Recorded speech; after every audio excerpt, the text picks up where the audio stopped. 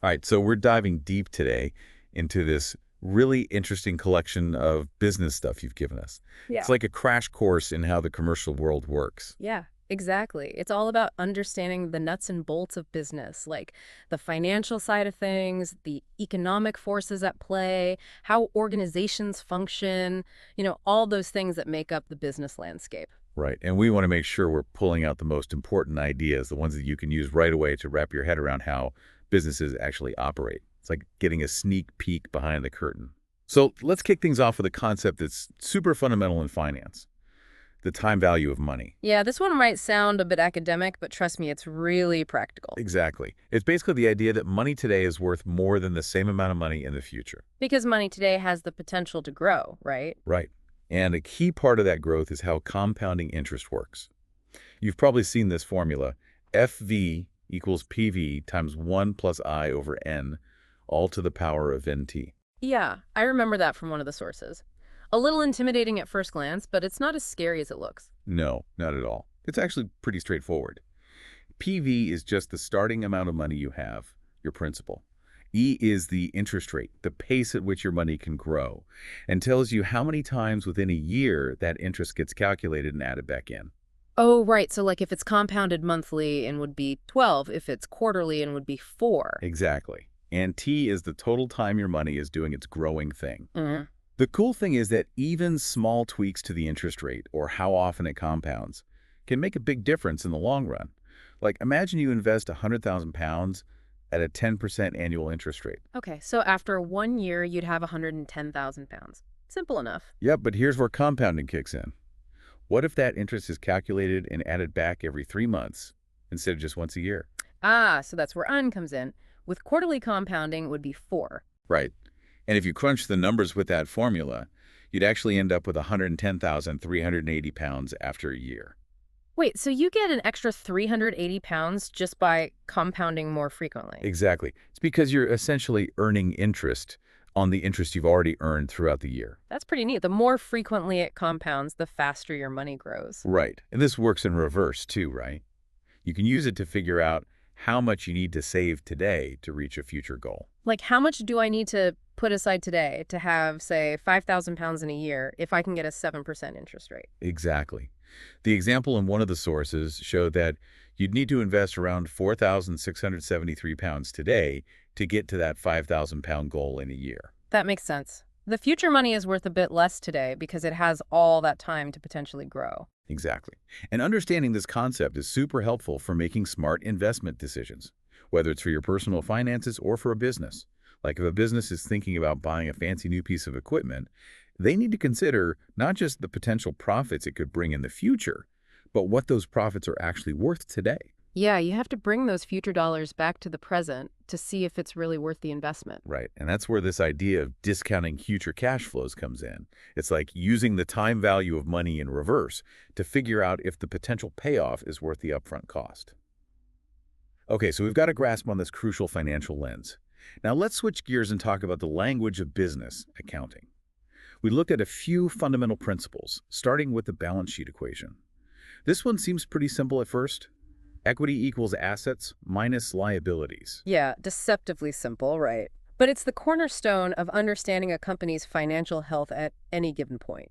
Totally. It's like a snapshot of where things stand. So assets, those are everything the company owns that have value, like cash, buildings, equipment. Liabilities, on the other hand, are what the company owes to others. Things like loans, unpaid bills, those sorts of things. And then there's equity. What's that all about?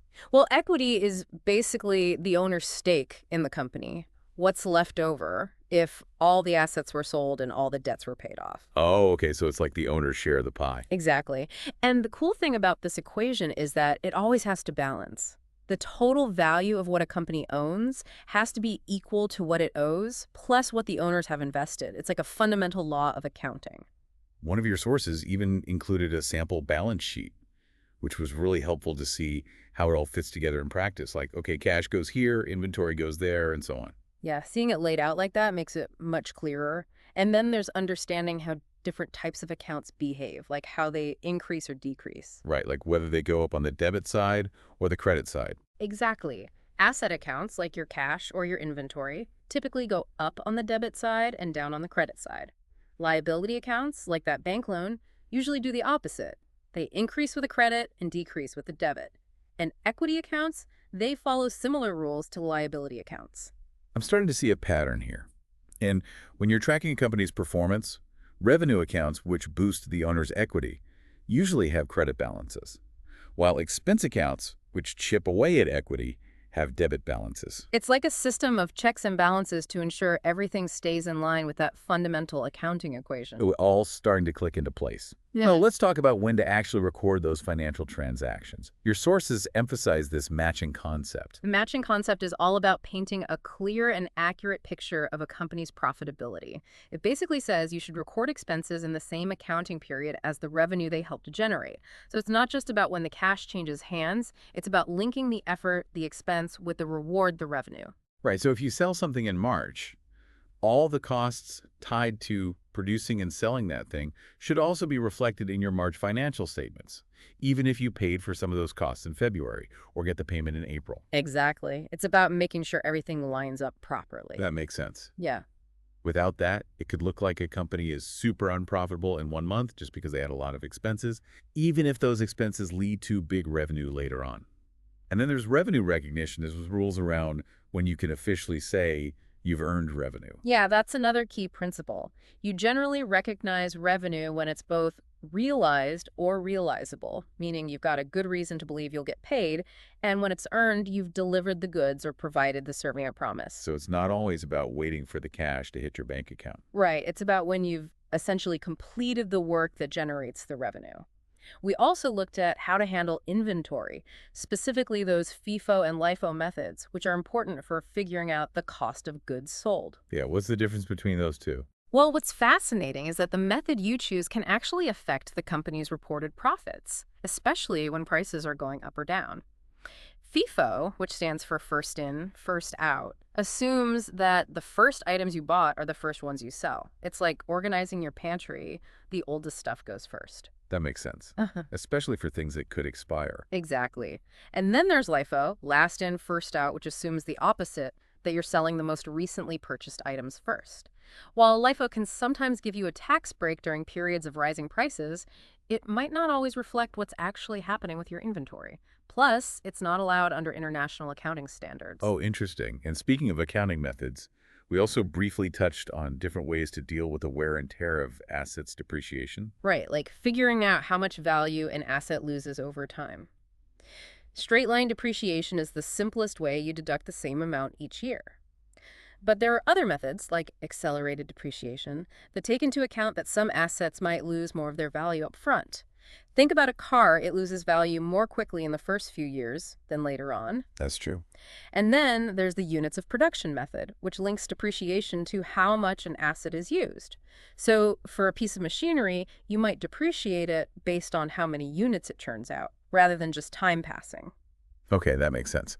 So now that we have a grip on some core financial and accounting stuff, let's zoom out a bit and take a look at the broader economic picture, starting with microeconomics, the study of individual markets and how they work. This is where we see that fundamental dance of supply and demand playing out. Right, the engine of the economy. Exactly. Supply is how much of something producers are willing and able to offer at different prices. Demand is how much consumers are willing and able to buy at those prices. And where those two forces meet, that's the equilibrium point, which determines the price and the quantity traded in the market. Yeah, one of the sources used a simple example with potato sellers to show how this works. If there's a bumper crop of potatoes, so a big increase in supply, you typically see prices drop. Makes sense. More potatoes available means sellers have to lower prices to find buyers. Exactly. We also explored this idea of utility, the satisfaction we get from consuming stuff. Right. Utility is the economist's way of measuring how much happiness we get from things. Total utility is like the overall satisfaction from consuming a certain amount, while marginal utility is the extra bit of happiness you get from consuming just one more unit. Right, and then there's this interesting concept called the law of diminishing marginal utility, which is basically common sense. Yeah. Oh, yeah. The more you have of something, the less of a thrill you get from having one more. Like the classic pizza example, that first slice is pure bliss, but by slice number 5, you're probably not feeling quite as enthusiastic. Exactly. And this has a direct impact on demand. Because that extra satisfaction tends to decrease with each additional unit, people are generally less willing to pay as much for each additional unit. Which is why those demand curves typically slope downwards. Right, because as the price goes down, people are more willing to buy more, even if they don't get as much extra satisfaction. It all ties together. And then there are these concepts of consumer and producer surplus, which feel like wins for both buyers and sellers. Totally. Consumer surplus is the difference between what a consumer is willing to pay for something and what they actually pay. So if you're willing to shell out £100 for a new gadget, but you snag it for £80, you've got a £20 consumer surplus. Like finding extra value. Exactly. Producer surplus is the flip side. It's the difference between the market price a producer gets and the minimum price they'd be willing to accept. So it's a bonus for the seller. We also looked at how sensitive demand is to price changes. Changes this price elasticity of demand thing. Whether you're dealing with elastic or inelastic goods. Yeah, this is crucial for businesses trying to figure out their pricing strategies. For sure. So if demand for your product is elastic, it means that even a small price hike could lead to a big drop in sales. Think of things people don't absolutely need and where there are lots of alternatives. Like if you jack up the price of a certain brand of soda, people can easily just switch to a different brand. Right, but if demand is inelastic, price changes don't have as much of an impact on how much people buy. These are often essential items with few substitutes. Like gas or certain medications. Exactly. So knowing whether your product has elastic or inelastic demand is key for making smart pricing decisions. And then there's that classic example of the lemons problem in the used car market, which illustrates what happens when buyers and sellers don't have the same information. Oh yeah, that was a good one. It highlights how information asymmetry can really mess up a market. So in the used car market, sellers typically know way more about the history and condition of their cars than buyers do. Right. And buyers are worried about ending up with a car with hidden problems. Exactly. And this fear makes buyers hesitant to pay top dollar, even for good cars. Which can drive the good cars out of the market. Right, because the sellers of those good cars might not be willing to sell at a lower price, so the market ends up flooded with lower quality cars. It's a classic example of how information asymmetry can create inefficiencies. But the sources also pointed out that there are ways to try and get around this information problem. Yeah, like offering warranties or getting independent inspections. Which can help build trust and reduce the risks for both buyers and sellers. Exactly. It's all about signaling and screening. We also briefly discussed the circular flow model, a way to visualize how money and goods flow through the economy. It's like a big loop between households and businesses. Right. Households supply resources like labor to businesses, and businesses provide goods and services to households. And money flows in the opposite direction. Households spend money on goods and services, and businesses pay wages and other income to households. It's a simple but powerful way to see the interconnectedness of the economy. Definitely. Okay, so that covers some key microeconomic ideas. Now, let's shift our focus to macroeconomics, the study of the economy as a whole. And of course, we have to start with GDP, that big number everyone uses to gauge how well a country's economy is doing. Gross domestic product, the total value of everything produced within a country's borders in a given period, usually a year. And to break it down, you can use the formula GDP equals C plus I plus G plus NX. Okay, let's unpack that. What do those letters stand for? C represents consumer spending, all the stuff we buy. A is investment by businesses, like buying new equipment or building factories. G is government spending on things like infrastructure and public services. And NX stands for net exports, the value of exports minus imports. So it's a measure of how much more a country is selling to the rest of the world than it's buying. Exactly. All these components together give you a snapshot of the overall economic activity happening within a country. We also looked at the Consumer Price Index, or CPI, which tracks changes in the cost of living. Right. The CPI basically measures how the prices of a bunch of goods and services that typical consumers buy are changing over time.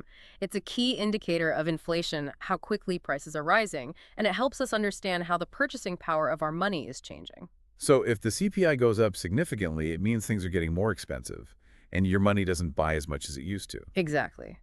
Then to understand those bigger economic ups and downs, we talked about the ADAS model, aggregate demand and aggregate supply. Yeah, that one's a bit more complex. It is a bit more abstract, but it's basically a framework economists use to analyze the overall level of prices and output in an economy.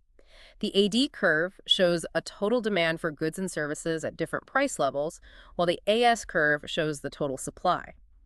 How those curves interact helps explain why economies grow or shrink and what's happening with inflation.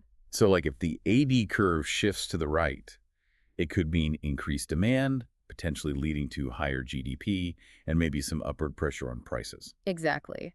And the source also mentioned those tools that governments and central banks use to try and steer the economy, fiscal and monetary policy. Right, so fiscal policy is all about how governments use their spending and taxing powers to influence the economy.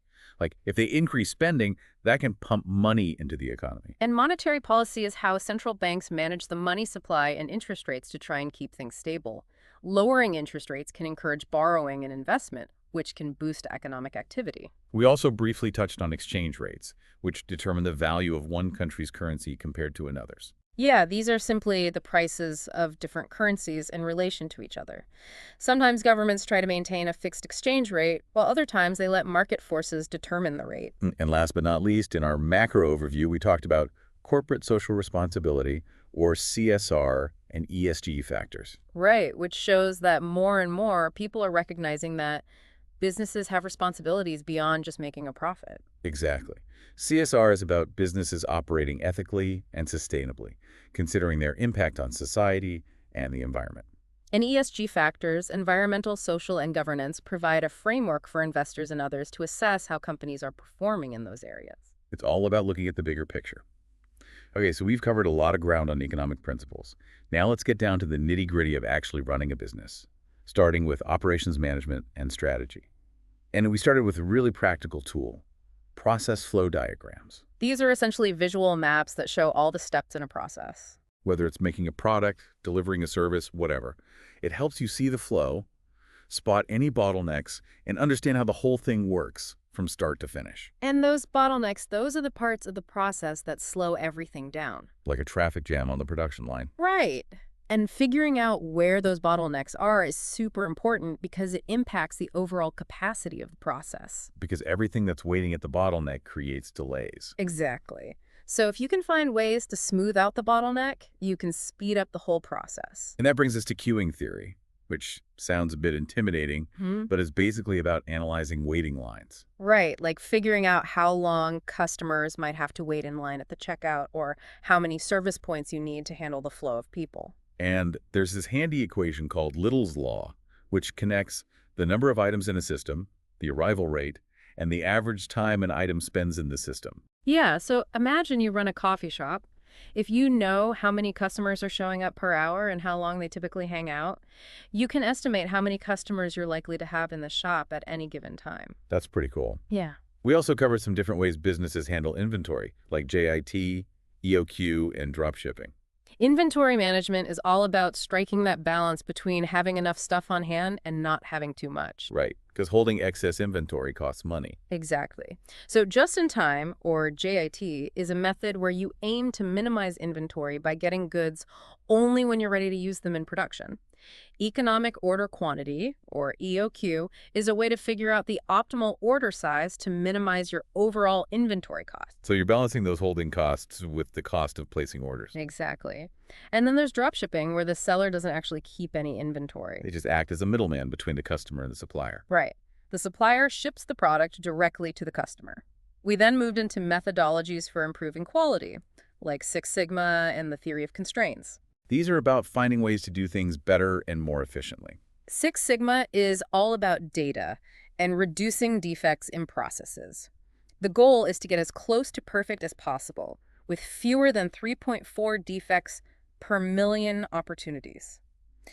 And they use this DMAIC cycle, define, measure, analyze, improve, control, as a roadmap for continuous improvement. So it's a very structured approach. Right.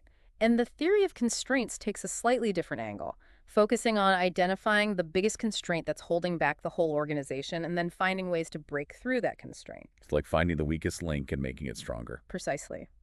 We also briefly discussed different ways to manage projects. You've got your more traditional methods like waterfall, where everything's planned out up front in a linear sequence. Right, each stage flows into the next one, like a waterfall. Exactly. But then you've got agile methods, which are more flexible and iterative. You break the project down into smaller chunks and allow for adjustments along the way. So it's a bit more adaptable to changes and unexpected bumps in the road. Right. And Scrum is a popular agile framework that uses short work cycles called sprints, user stories to lay out the requirements, and metrics like velocity to track how much work's getting done. Regular meetings are key to keeping everything on track and making sure everyone's on the same page. And finally, to wrap up this section, we dipped our toes into the world of marketing, beginning with understanding the situation and that marketing funnel concept. Before you jump into any marketing campaign, you need to do your homework, analyze the competition, understand the trends in the market, and know your own strengths and weaknesses. That's situation analysis. Right. And then there's the marketing funnel. That's a way to visualize the journey a customer takes from first becoming aware of your brand to ultimately making a purchase. So it's like a map of the customer journey with stages like awareness, interest, consideration, decision. Exactly. And understanding that journey can help you target your marketing efforts more effectively. We also talked about how companies build their brands and the various strategies they use for pricing their products and services. Right, because a strong brand can be a huge asset. Yeah. It's about creating a positive perception in the minds of your customers. Absolutely. And when it comes to pricing, you've got your basic approaches like cost plus pricing, where you simply add a markup to your costs. So you figure out how much it costs to make or provide something and then add a certain percentage on top of that. Exactly. But then you've got value-based pricing, which looks at how much customers are willing to pay based on the value they perceive in your product or service. So it's not just about your costs, it's about what the customer thinks it's worth. Right. And then there are more nuanced strategies like price fences, which is about charging different prices to different groups of customers for the same thing. Like different classes of airline tickets or different subscription tiers. Exactly. And then there's dynamic pricing, which involves changing prices in real time based on things like demand or what your competitors are doing. Like how those ride-sharing apps increase prices when demand is high. Precisely. And of course, we can't forget about the big shift towards inbound and digital marketing. Right, like SEO, content marketing, A/B testing, all that good stuff. Inbound marketing is all about attracting customers to you by providing valuable content and experiences, rather than interrupting them with ads. Digital marketing, on the other hand, is about using online channels to reach and engage customers. Makes sense.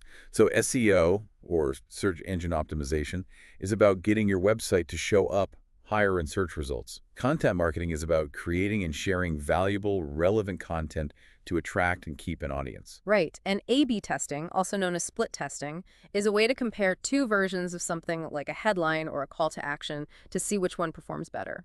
So it's all about testing and tweaking to see what resonates with your audience. Okay, that was a whirlwind tour of operations and marketing. Now let's dive into the world of financial instruments and corporate finance, starting with those fundamental building blocks. Stocks and bonds. Stocks, those represent ownership in a company. So if you own stock, you own a tiny piece of the company. Right. Common stock usually comes with voting rights, giving you a say in company matters. And then there's preferred stock. Preferred stock typically doesn't have voting rights, but it might give you priority when it comes to receiving dividends. Dividends are like a share of the company's profits that gets paid out to shareholders. Oh, okay. And treasury stock, what's that all about? That's when a company buys back its own shares from the market. It's like they're investing in themselves. Interesting. Now, what about bonds? Bonds are essentially loans that you make to either a government or a corporation. So instead of investing in the company, you're lending them money. Right. Bonds have a few key characteristics. Their par value, which is their face value, their coupon rate, which is the interest rate they pay, and their maturity date, which is when you get your principal back. And then there are those credit ratings, which give you a sense of how risky a bond is. Right. The higher the credit rating, the lower the risk, typically. We also touched on those key financial ratios that analysts and investors use to get a feel for a company's financial health. Yeah, they're like a set of tools to help understand how a company's doing financially. Exactly. There are profitability ratios, like the net profit margin, which tells you how much profit a company makes for every dollar of revenue. So a higher profit margin generally means they're doing a good job of controlling costs and generating profit. Right. Then there are solvency ratios, like the debt to equity ratio. Which gives you a sense of how much debt a company is using to finance its operation. Exactly. And then there are liquidity ratios, like the current ratio, which tell you how easily a company can meet its short-term obligations. Like whether they have enough cash on hand to pay their bills. Right. These ratios are super helpful for comparing a company's performance over time or against its competitors. And then we talked about cost accounting, which seems to be more focused on internal decision-making within a company. Yeah, it's about tracking and analyzing costs to help managers make better decisions. Right. While financial accounting focuses on reporting to the outside world, cost accounting is all about understanding and managing costs within the organization. So it helps companies figure out how much it actually costs to make their products or deliver their services. Exactly. It looks at different types of costs, like fixed versus variable costs, direct versus indirect costs, and uses methods like job costing and process costing to assign those costs to specific products or services. We also covered some key tools that companies use to decide whether to invest in those big long-term projects. Capital budgeting techniques. Right, like payback period, net present value, and internal rate of return. These are all about evaluating whether a potential investment is worth it. The payback period tells you how long it'll take for the project to generate enough cash to cover the initial investment. So the shorter the payback period, the better. Generally, yes. Net present value, or NPV, is a bit more sophisticated. It takes the time value of money into account, meaning it discounts those future cash flows back to their present value. If the NPV is positive, it usually means the project is expected to be profitable. And then there's internal rate of return, or IRR. IRR is the discount rate that makes the NPV of a project zero. You compare the IRR to your cost of capital to see if the project's return is attractive enough. And speaking of making smart decisions, we also touched on the concepts of opportunity cost and sunk costs. Yeah, these are really important for thinking rationally about decisions. Opportunity cost is the value of the next best alternative that you're giving up when you make a choice. So if you choose to invest your money in one project, the opportunity cost is the potential return you could have earned from investing in something else. It's like the road not taken. Right. And then there are sunk costs. These are costs that have already been incurred and can't be recovered no matter what decision you make going forward. So it's like spilled milk, no point crying over it. Exactly. You shouldn't let sunk costs influence your future decisions. What matters is looking ahead at the potential future benefits and costs. So it's about focusing on what you can control, not what's already happened. We also touched on the cost of capital, which is how much it costs a company to raise money. Right. This includes the cost of debt, which is basically the interest rates they pay on loans, and the cost of equity, which is the return that shareholders expect to earn. And those costs are often combined into something called the weighted average cost of capital, or WACC. Right. WACC represents the average cost of all the funding sources a company uses. And then there's the Modigliani-Miller theorem, which is a bit more theoretical. Yeah, that one's a bit heady. It essentially argues that under certain ideal conditions, a company's value is determined by its future earnings and not by how it chooses to finance itself, whether it's through debt or equity. So it's saying the capital structure doesn't really matter. In theory, yes. But of course, in the real world, there are things like taxes and the potential for financial distress that complicate the picture. Okay, so that was a deep dive into some pretty complex financial stuff. Now let's explore the exciting world of technology and innovation, starting with artificial intelligence, or AI. This field is moving so fast, it's hard to keep up sometimes. AI is a vast field that focuses on creating machines that can do things that normally require human intelligence. Like learning, problem-solving, decision-making. Exactly. And within AI, you have machine learning, which is all about systems that can learn from data without being explicitly programmed. And then within machine learning, you have deep learning, which uses those complex artificial neural networks to analyze massive amounts of data. I've heard a lot about those neural networks. What makes them so special? They're really powerful for tasks like image recognition, natural language processing, and many others. They can find patterns and make predictions that would be really difficult for humans to do. So they're kind of like brains in a computer. In a way, yes, but they're not perfect. One of the sources pointed out that sometimes it's hard to understand exactly how they arrive at their decisions. They can be a bit of a black box. Right. And they can also be vulnerable to attacks, where even small changes in the data can cause them to make big mistakes. There are also concerns about biases creeping into these systems. Yeah, ensuring fairness and preventing bias is super important. The source also mentioned some big players in AI research like DeepMind and OpenAI. DeepMind, which is now a part of Google, has made some incredible breakthroughs, like developing a program that beat a world champion Go player. And OpenAI is a leading research lab focused on developing safe and beneficial AI technologies. That's some pretty cutting-edge stuff. We also talked about the intersection of finance and technology, with fintech, open banking, blockchain, and cryptocurrencies like Bitcoin. Fintech is a rapidly growing area where technology is being used to improve and automate all sorts of financial services. We're seeing fintech companies disrupt traditional banking by offering more convenient and cheaper solutions. Like those mobile payment apps and online lending platforms. Exactly. And open banking is a framework that allows third-party financial providers to access your banking data, with your permission, of course, to create new and innovative services. So it's about sharing data in a secure and controlled way to give customers more options and control. What about blockchain and cryptocurrencies? Blockchain is a decentralized and secure technology that underpins cryptocurrencies. It's like a digital ledger that's transparent and tamper-proof. So it's really secure. Yeah, that's the idea. Bitcoin, as the first major cryptocurrency, uses blockchain to operate without the need for a central authority like a bank. I've heard a lot about Bitcoin, but it still seems a bit mysterious. It's a complex topic. Thanks for watching the video. Don't forget to subscribe and check the link in the description to get your Pareto pack, mini guides to learn more from this and all the other